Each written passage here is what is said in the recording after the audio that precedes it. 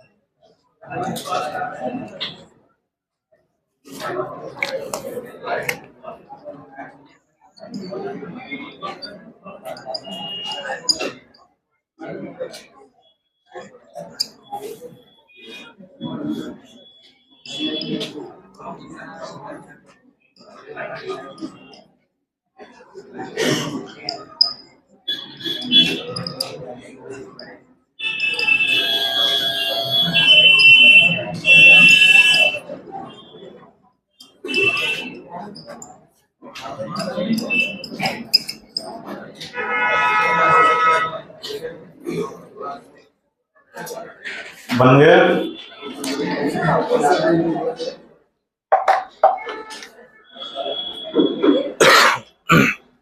Copy में बनाना बेटा,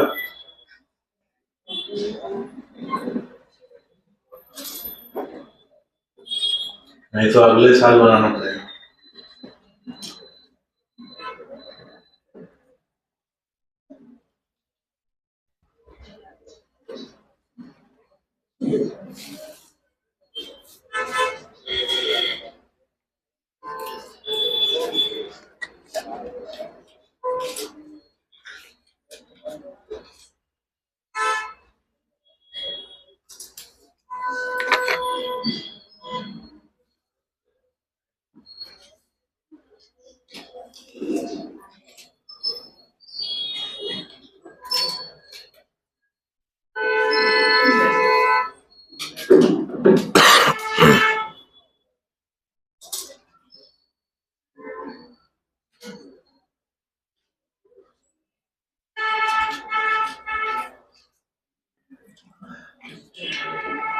बन गया?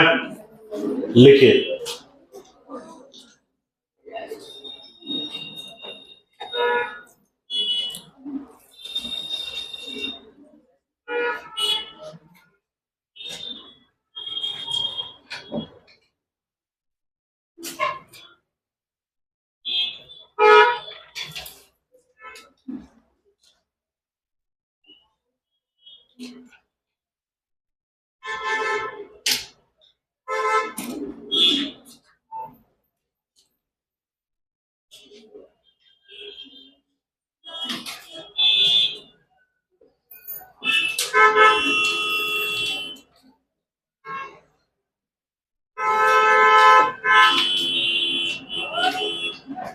इतने आराम से बनाओगे तो 4 मई तक तो डायग्राम बन ही जाएगा।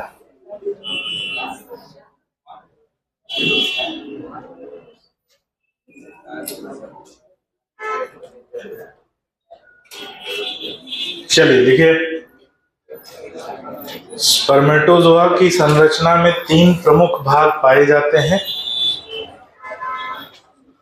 स्पर्मेटोजोआ की संरचना में 3 प्रमुख भाग पाए जाते हैं।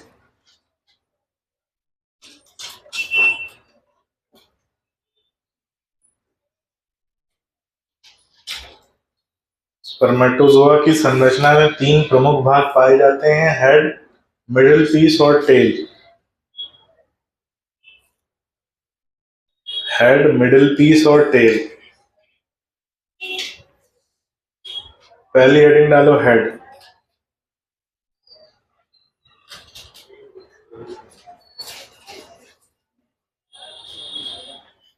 पहली हेडिंग डालो हेड। देखो ये सबसे चौड़ा भाग होता है, ये सबसे चौड़ा भाग होता है।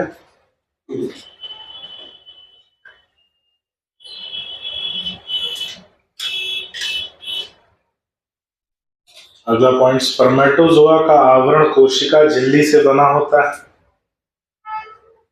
स्पर्मेटोजोआ का आवरण कोशिका झिल्ली से बना होता है।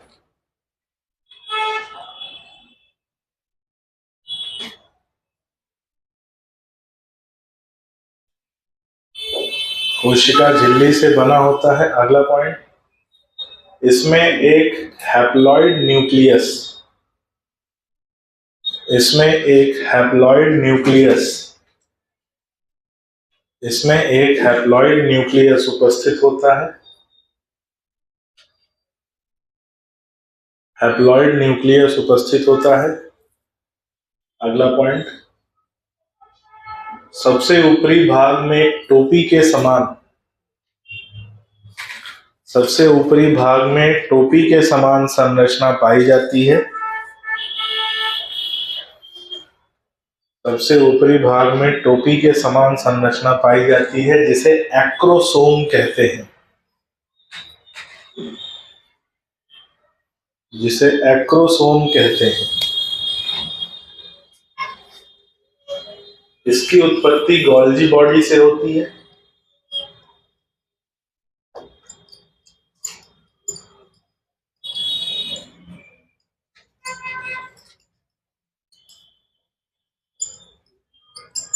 इसकी उत्पत्ति गोल्जी बॉडी से होती है तथा इसके अंदर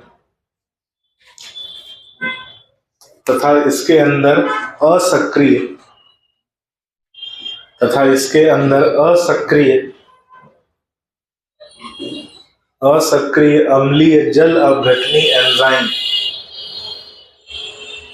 इसके अंदर असक्रिय अम्लीय जल अपघटनी एंजाइम पाए जाते हैं।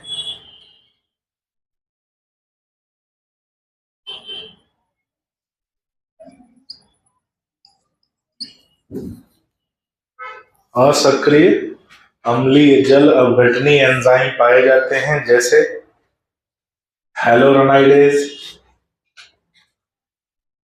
लाइसोजाइम,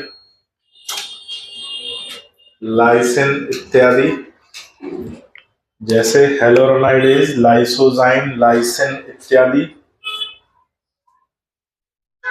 हेलोरोनाइडेज, लाइसोजाइम, लाइसिन इत्यादि।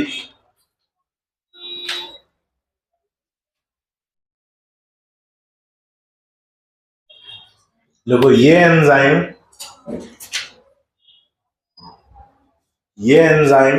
निषेचन के समय सक्रिय होकर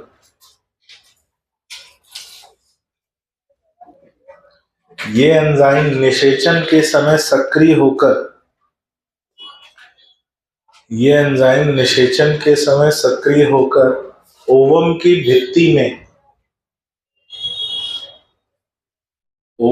भित्ति में भेदने में सहायता करते हैं। निषेचन के समय सक्रिय होकर ओवम की भित्ति में भेदने में सहायता करते हैं।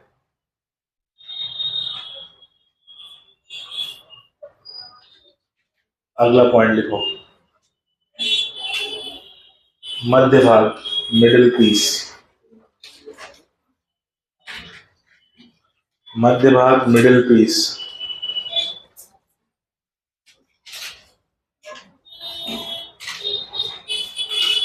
इसके परिधि भाग में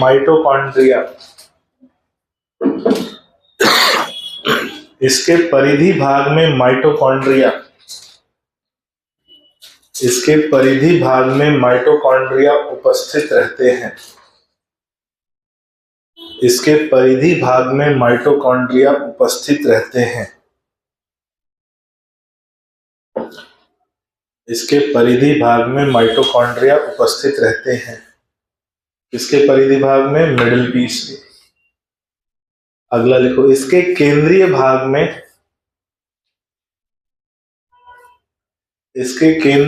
में सूक्ष्म नलिकाएं। इसके केंद्रीय भाग में सूक्ष्म नलिकाएं यानी माइक्रोट्यूब्यूल्स।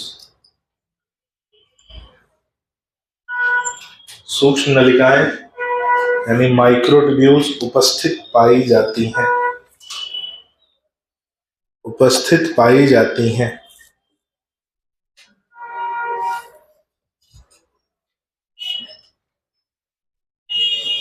देखो, माइटोकॉन्ड्रिया गति करने के लिए ऊर्जा प्रदान करते हैं। माइटोकॉन्ड्रिया गति करने के लिए ऊर्जा प्रदान करते हैं।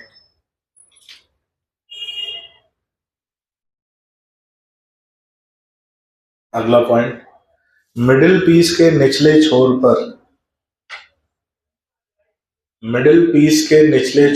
एक रिंग सेंट्रियोल पाया जाता है। मिडिल पीस के निचले छोर पर एक रिंग सेंट्रियोल पाया जाता है।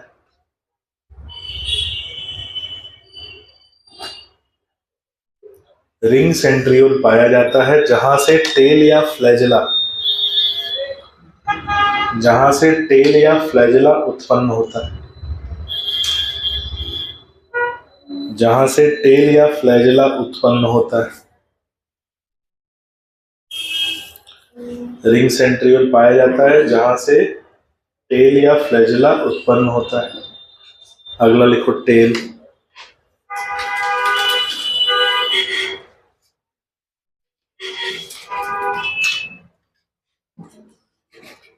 ये सूक्ष्म नलिकाओं से बनी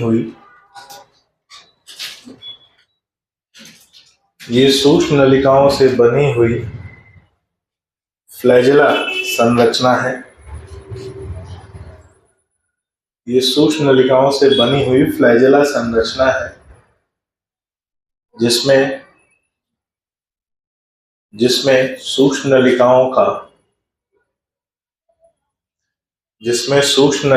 का 9+2 विन्यास, जिसमें सूक्ष्म नलिकाओं का 9+2 विन्यास पाया जाता है। सूक्ष्म नलिकाओं का 9+2 विन्यास पाया जाता है। 9+2 अरेंजमेंट याद है, तारक में पढ़ा है, सेंट्रियोल में पाया जाता है, सीलिया में पाया जाता है, फ्लैजेला में पाया जाता है और 4 स्थानों पर पाया जाता है। सेंट्रियोल हो गया, ये जो विन्यास है 2 तो यही दिख रहा है, सेंट्रियोल और फ्लैजेला, सीलिया में और बेसल बॉडी में 4 स्थानों पर पाया जाता है। 9+2 अरेंजमेंट, सीलिया, फ्लैजेला, सेंट्रियोल और बेसल बॉडी। ठीक है। 9+0 कहां होता है?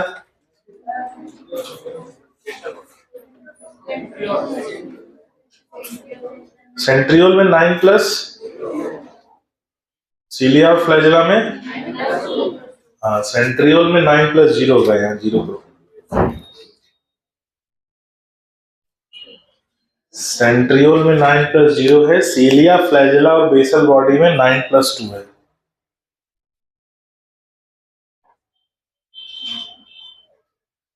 प्रोकैरियोटिक फ्लैजेला में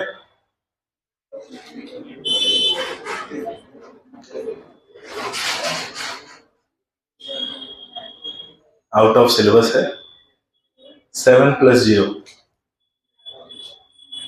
प्रोकैरियोटिक फ्लैजेला में 7+0 होता है, लेकिन 7 जो माइक्रोट्यूब्यूल होते हैं उनमें ग्रुप नहीं होता, वो एकल होती है, यानी 7 ही होती है। ठीक है। अच्छा, एक पॉइंट स्टार लगा के लिखो कि स्पर्मेटोजोआ की कुल लंबाई, स्पर्मेटोजोआ की कुल लंबाई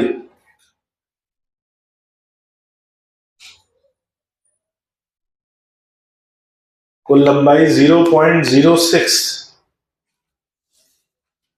mm, 0.06 mm।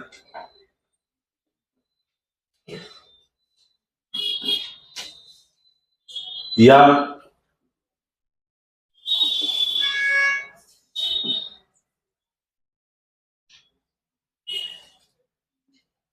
60 μm, या 60 μm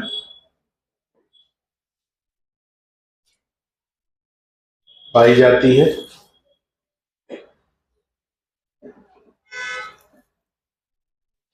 लिखो, एक समय में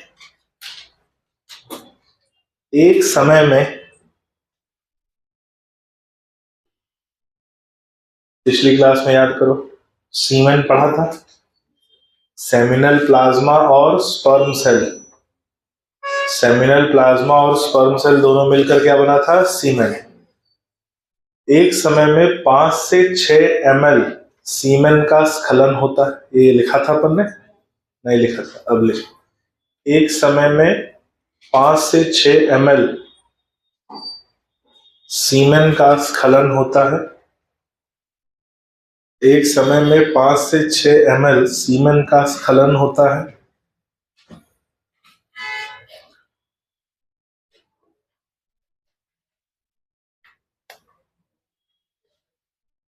देखो, इसमें 200 से 300 मिलियन, इसमें 200 से 300 मिलियन स्पर्मेटोजोआ उपस्थित होते हैं।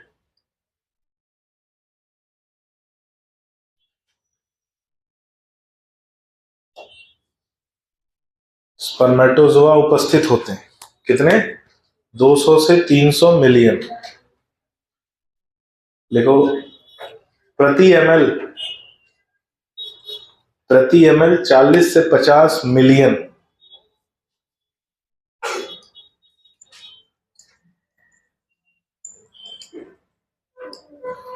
प्रति ml 40 से 50 मिलियन स्पर्मेटोजोआ पाए जाते हैं जिसे नॉर्मल स्पर्म काउंट, सामान्य शुक्राणुओं की संख्या,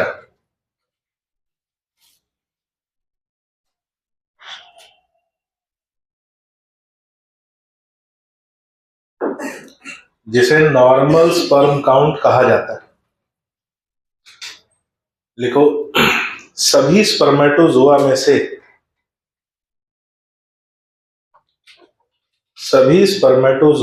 60%, सभी स्पर्मेटोजोआ में से 60%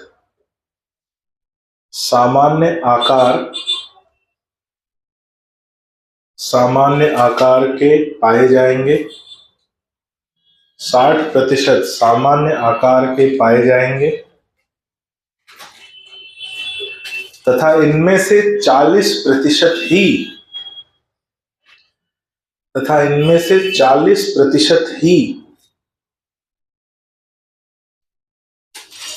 अति सक्रियता व्यक्त करते हैं।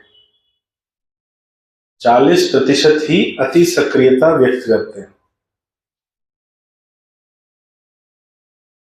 अगला पॉइंट, निषेचन हमेशा सबसे सक्रिय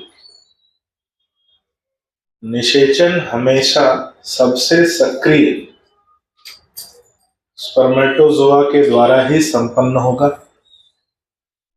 निषेचन हमेशा सबसे सक्रिय स्पर्मेटोजोआ के द्वारा ही संपन्न होगा।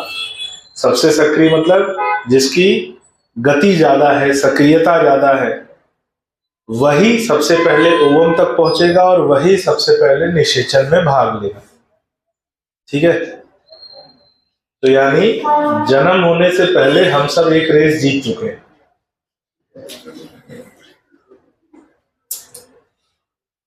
भाई, we are winner by birth. कितने मिलियन में से? 300 मिलियन में से जो रेस जीती थी, तो हम जन्म लिए थे। तो जीवन में कभी ये मत सोचना कि हम जीवन से हार गए, नहीं, जीवन से पहले ही हम रेस जीत चुके हैं, तब जीवित है। कुछ लोगों को ये समझ में नहीं आया होगा, कल आएगा। कभी ये मत, अपने आप को कभी किसी से कमतर मत सोचना, लेकिन बात यह है कि सामने वाला भी ऐसी ही रेस जीत कर आया है।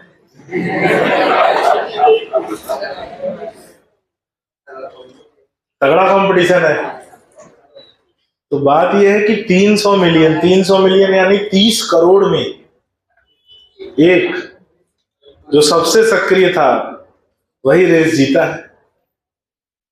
उसकी गति सबसे ज्यादा होगी, सक्रियता सबसे ज्यादा होगी, और वही निषेचन में भाग लेगा। ठीक है, तो आपकी शकल सूरत कैसी भी हो उस पर ध्यान नहीं देना, आप जन्म से पहले ही विजेता हो। ठीक है, दुनिया ने आपको कुछ और साबित कर दिया वो बात अलग है, लेकिन आप जन्म से पहले विजेता हैं।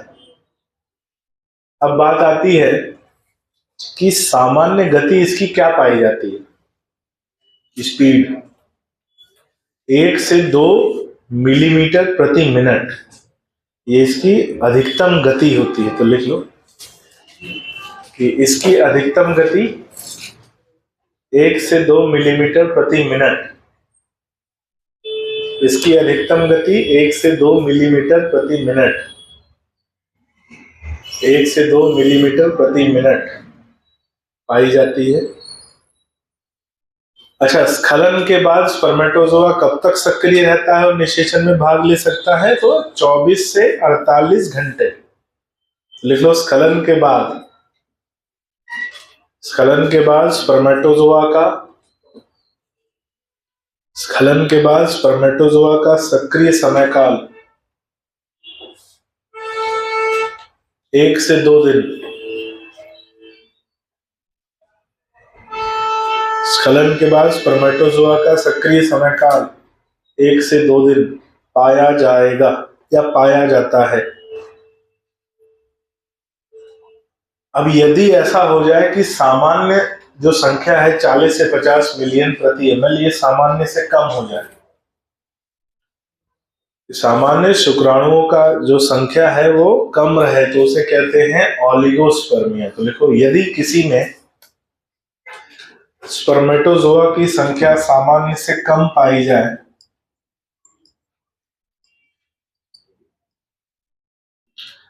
यदि किसी में स्पर्मेटोजोआ की संख्या सामान्य से कम पाई जाए तो उस अवस्था को ओलिगोस्पर्मिया कहा जाता है।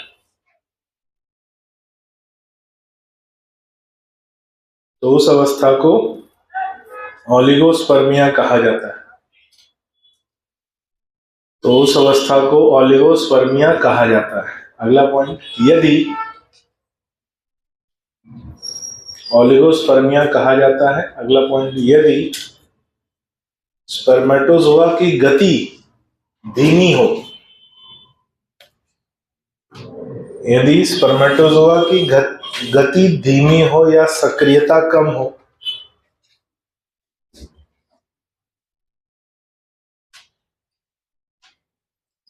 यदि स्पर्मेटोजोआ की गति धीमी हो या सक्रियता कम हो तो उसे एथिनोस्पर्मिया कहते हैं। तो उसे एथिनोस्पर्मिया कहते हैं।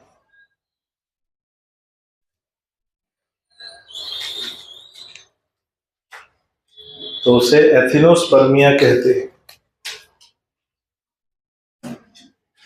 यदि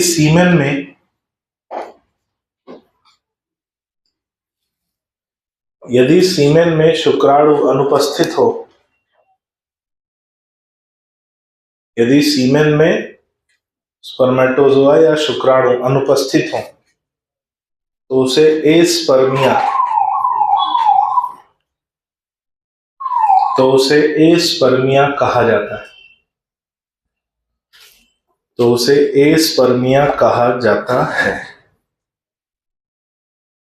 तो उसे एस्पर्मिया कहा जाता है।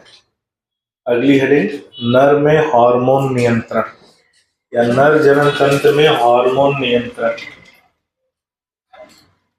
हाँ भाई, किसको? नहीं, एथिनोस्पर्मिया यदि गति उसकी धीमी हो जाए। एस्पर्मिया को एजोस्पर्मिया भी बोलते हैं। अगर नॉन मोटाइल हो, गति है ही नहीं, हाँ,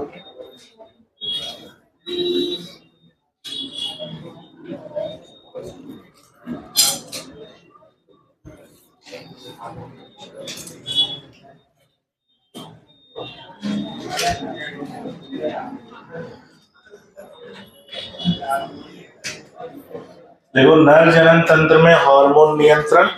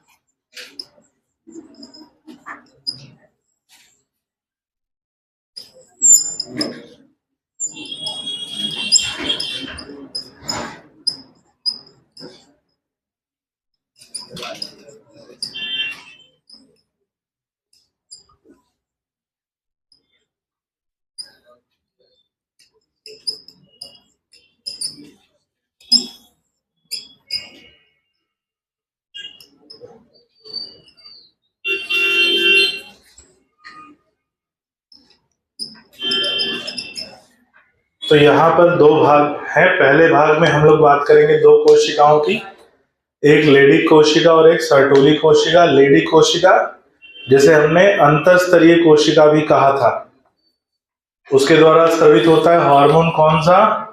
एंड्रोजन, जिसे हम टेस्टोस्टेरोन भी कहते हैं या नर हार्मोन भी कहा जाता है। सर्टोली कोशिका से दो हार्मोन स्रावित होते हैं, एबीपी और इनिबिन। एबीपी होता है एंड्रोजन बाइंडिंग प्रोटीन। ये किसके साथ मिलकर काम करता है? एंड्रोजन के साथ मिलकर कार्य करता है। तो जो भी एंड्रोजन के कार्य होते हैं वो किसके साथ मिलकर करेगा? एबीपी के साथ। अकेले कार्य नहीं करेगा। और इनिबिन जो है वो एंड्रोजन के स्राव को संदमित करेगा। तो एंड्रोजन भले ही स्रावित होता है किससे, लेडिक सेल से, लेकिन नियंत्रित किससे होता है, क्योंकि काम करना होगा तो किसके साथ मिलकर करेगा, एबीपी, और काम को रोकने के लिए कौन काम करेगा, इनिबिन। आई बात समझ? ये पार्ट 1 है, बना लो।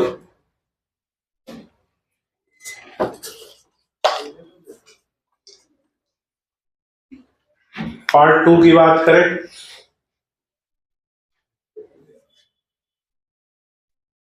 अब इसी को थोड़े बड़े स्तर पे देखेंगे। हाइपोथैलेमस का नाम सुना ही होगा, कहां पाया जाता है, घुटने में। कहां पाया जाता है, मस्तिष्क में। वहां से एक हार्मोन स्रावित होता है, जीएनआरएच, सुना है, गोनाडोट्रोपिन रिलीजिंग हार्मोन।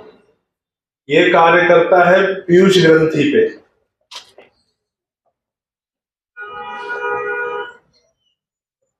और यहां से 2 हार्मोन स्रावित होते हैं, एफएसएच और एलएच। ये दोनों काम करते हैं किस पे, टेस्टिस पे। और टेस्टिस से स्रावित होता है एंड्रोजन। अब एंड्रोजन जो है ये नेगेटिव फीडबैक एक्शन देता है, किसके ऊपर, हाइपोथैलेमस के ऊपर, और किसके ऊपर, एफएसएच के ऊपर। क्या देता है, नेगेटिव फीडबैक एक्शन। पहले वो बना लो। अब यहां देखो क्या है, हाइपोथैलेमस से जीएनआरएस जाएगा, पीयूष ग्रंथि को उत्तेजित करेगा, वहां से एफएसएच और एलएच टेस्टिस को, टेस्टिस से एंड्रोजन, एंड्रोजन का स्तर बढ़ेगा, स्तर बढ़ेगा तो ये नेगेटिव फीडबैक एक्शन देगा, किसको किसको, हाइपोथैलेमस को और एफएसएच को। इनके स्राव को कम करेगा, कम करेगा तो खुद का स्राव भी कम हो जाएगा, खुद का स्राव कम होगा तो नेगेटिव फीडबैक एक्शन कम हो जाएगा, और नेगेटिव फीडबैक एक्शन कम होगा तो फिर से स्राव होने लगेगा। यानी एंड्रोजन का स्राव एक बढ़ता है, फिर कम होता है, फिर बढ़ता है, फिर कम होता है, फिर बढ़ता है, ऐसा नहीं बढ़ता ही चला जाता, पल्स के मैनर में चलता है कि नहीं, ठीक है। तो इसका स्राव पल्स के मैनर में बढ़ता और कम होता है। तो ये 2 पॉइंट लिखना है हमें।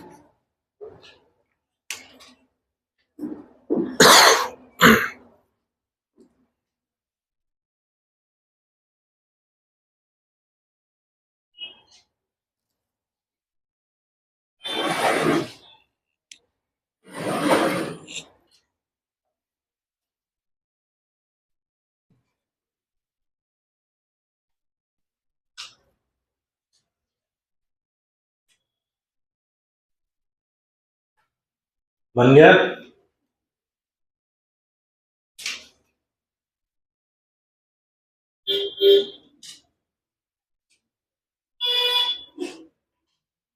सुबह से बैठे तुम लोग,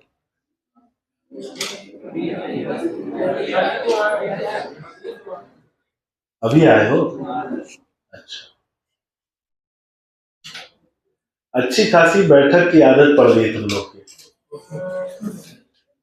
मतलब 8-10 घंटे बैठ लेते हो, बैठक होती रहनी चाहिए।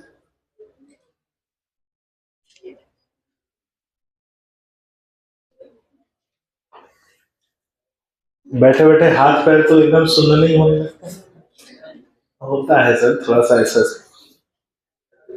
बाएं बाएं हो लेते हैं। सबसे बढ़िया पीछे वाले, नहीं नहीं, वो टहल घुमाते हैं, उनको ऐसा लगता है सिनेमा हॉल में चल रहा है, चल बाहर चिप्स उप्स खा के आ जाते हैं। वो बढ़िया उतरते हैं घूम फिर के, आगे वाले तो रडार में रहते हैं, आधा समय डर में रहते हैं और आधा समय प्रेशर में रहते हैं।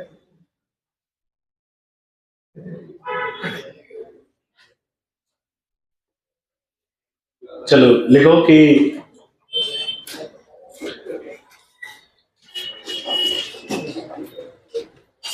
एंड्रोजन एबीपी के साथ मिलकर एंड्रोजन एबीपी के साथ मिलकर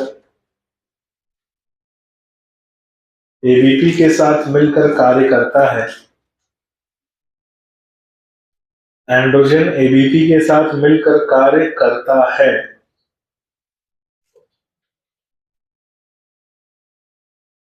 इस कारण हम कह सकते हैं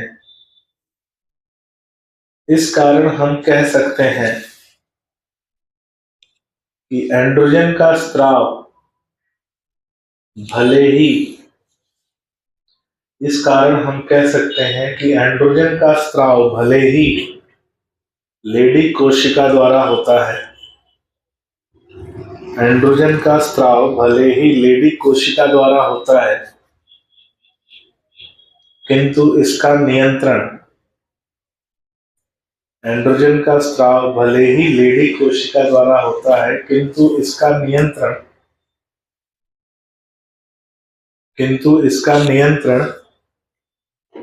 सर्टोली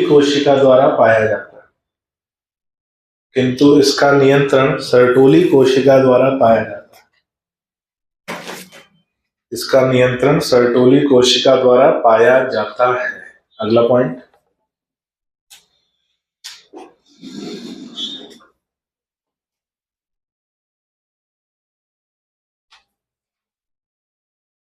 तबीयत सही नहीं है, जब छुट्टी कर दो। शर्म नहीं आती छुट्टी मांगते हुए? छुट्टी कर दो।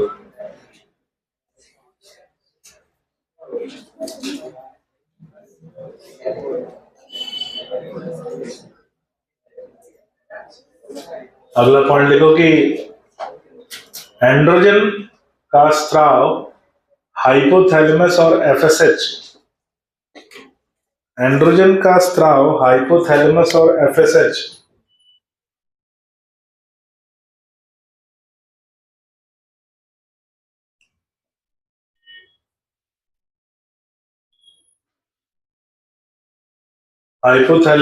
एफएसएच पर नेगेटिव फीडबैक प्रभाव डालता है।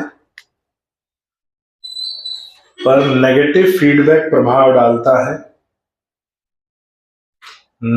फीडबैक प्रभाव डालता है और खुद के ही स्त्राव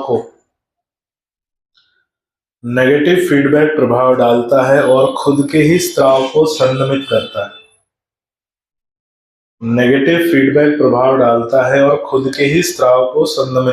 है।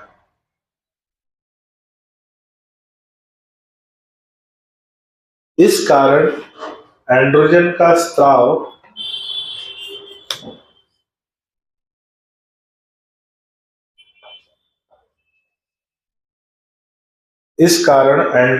स्त्राव पल्स या वेव रूप में पाया जाता है। एंड्रोजन का स्त्राव पल्स या वेव रूप में पाया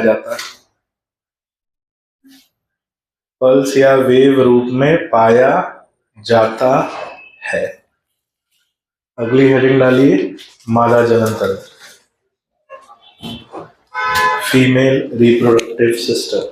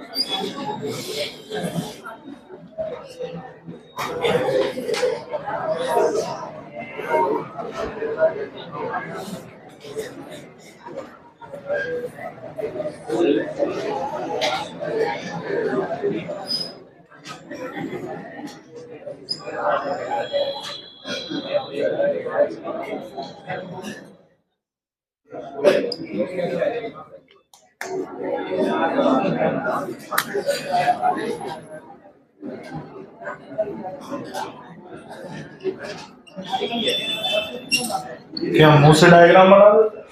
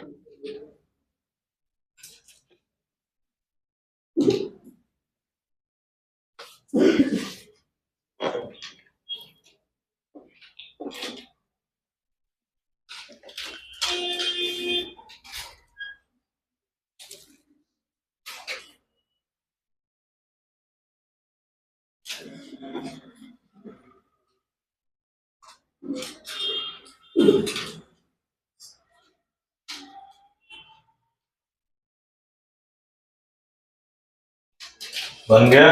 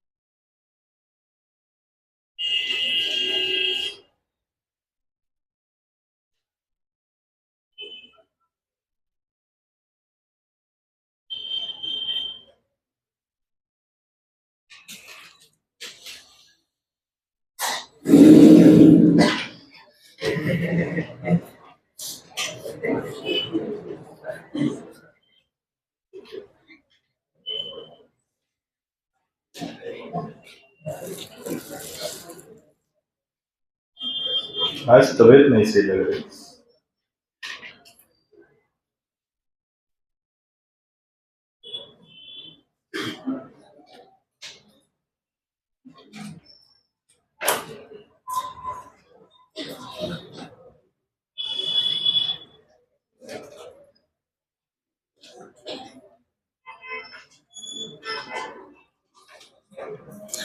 चलो भाई डायग्राम को एक्सप्लेन करते हैं।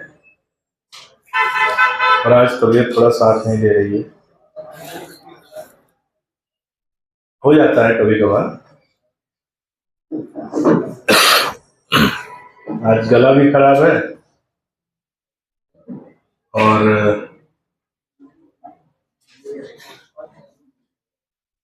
कुछ तो भी हो रहा है, वीकनेस थोड़ी लग रही है, दवाई लेनी पड़ेगी। गरम दूध में हल्दी डाल के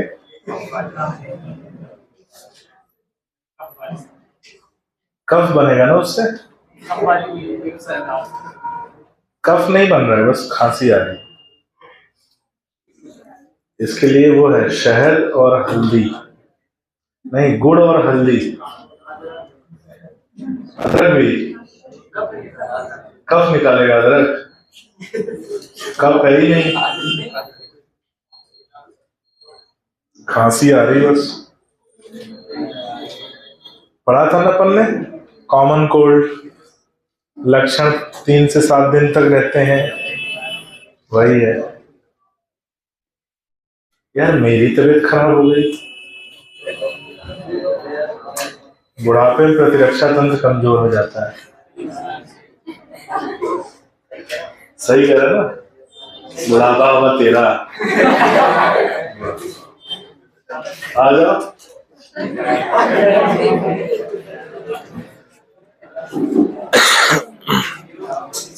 आ जाओ कुश्ती करवा लो, इस पे टांग देंगे तुमको, इस पे।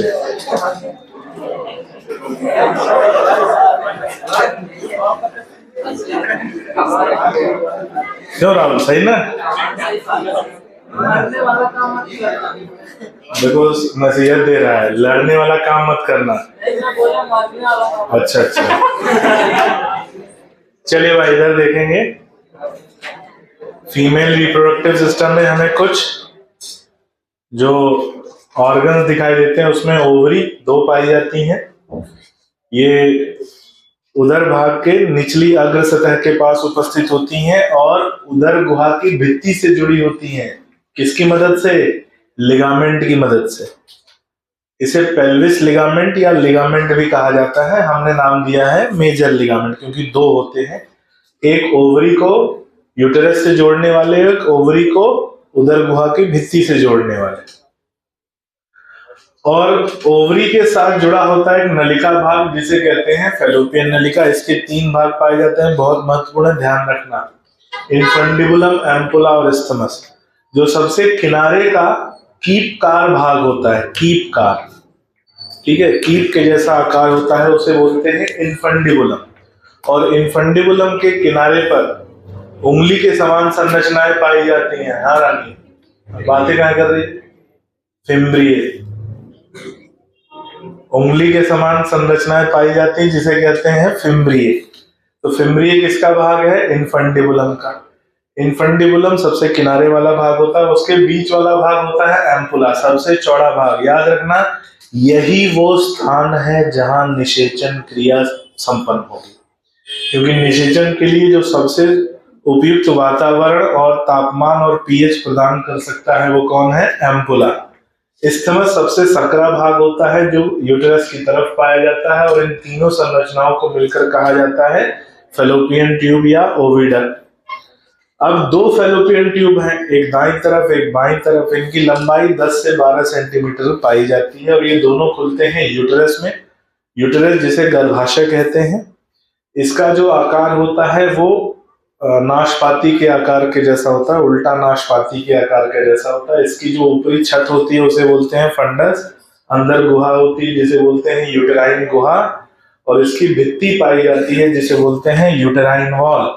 इसकी भित्ति की 3 परतें होती हैं, बाहरी परत जिसे कहते हैं पेरीमेट्रियम, मध्य परत जिसे कहते हैं मायोमेट्रियम, आंतरिक परत जिसे कहते हैं एंडोमेट्रियम। जो आंतरिक परत होती है उसमें वलन उपस्थित होते हैं, जिन्हें एंडोमेट्रियल विलाई कहा जाता है। क्या कहा जाता है?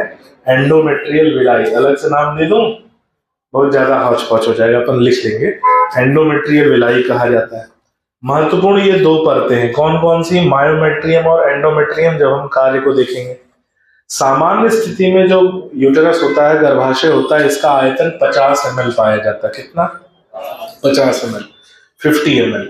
लेकिन गर्भावस्था के समय इसके आकार में वृद्धि होती है और इसका आयतन 5000 ml तक बढ़ जाता है। और वो किसकी वजह से? जो मध्य परत है, मायोमेट्रियम की वजह से। तो मायोमेट्रियम कोशिका की वजह से गर्भाशय का आकार गर्भावस्था के समय बढ़ता है। इसका जो निचला सकरा छोर है उसे बोलते हैं सर्विक्स, और वहां से एक नलिका खुलती है उसे बोलते हैं सर्वाइकल कैनाल।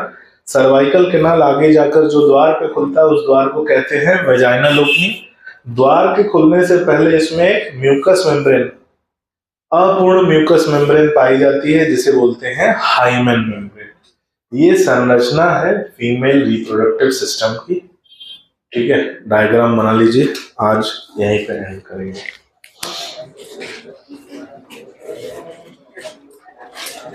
अगली क्लास में यहीं से आगे बढ़ेंगे। ठीक है, डायग्राम प्रॉपर बना लीजिए।